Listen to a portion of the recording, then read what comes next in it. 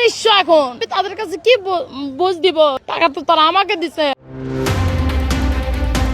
ঈদে পরিবারের মুখে এক টুকরো মাংস তুলে দিতে জামায়াত নেতার নাম সর্বস্ব সমিতিতে টাকা জমিয়েছিলেন কয়েক গ্রামের 1200 মানুষ। সাপ্তাহিক 100 টাকা কিস্তিতে প্রত্যেকের জমেছিল 5000 টাকা করে। কোন কোন পরিবার বা ব্যক্তি খুলেছিলেন 5টি পর্যন্ত সঞ্চয় হিসাব। কথা ছিল ঈদের আগেই রীতিমতো ঢাকঢোল পিটিয়ে মাংস তুলে দেওয়া হবে টাকা সঞ্চয় করা হতদরিদ্র মানুষের হাতে। নির্ধারিত দিন 26 রমজান। সাত সকালে হাসি মুখে মাংস নিতে ময়দানে পৌঁছালেন শত শত মানুষ। দেখলেন সাজানো আছে প্যান্ডেল, কিন্তু নেই কোনো গরু। তাদের জমানো প্রায় কোটি টাকা নিয়ে লাপাত্তা সেই জামায়াত নেতা ও তার চক্রের প্রতারকরা। মুহূর্তেই হাজারো মানুষের আনন্দ রূপ নিল বিষাদে। বগুড়ার মালগ্রামে এভাবেই হাজারো মানুষের সাথে প্রতারণা করে পালিয়েছেন জামায়াতের শ্রমিক কল্যাণ ফেডারেশনের আঞ্চলিক সেক্রেটারি ও নাম সর্বস্ব 4 স্টার সঞ্চয় সমিতির পরিচালক আব্দুল হাকিম। ভুক্তভোগীরা বলছেন, দারিদ্র্যের কষাঘাতে পড়ে ঈদে পরিবারের জন্য একসাথে বেশি টাকার মাংস কিনতে পারেন না পরিবারগুলো।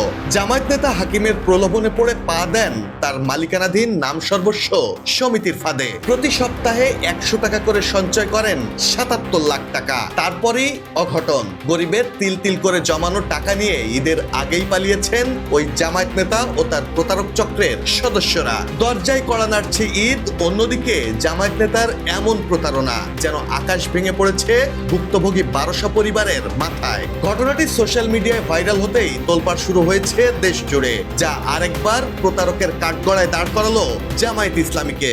এক বইয়ে 5000 টাকা করে 5টা বই করা হয়েছিল, যে এখন এসে 2 কেজি নাই, পালাই গেছে।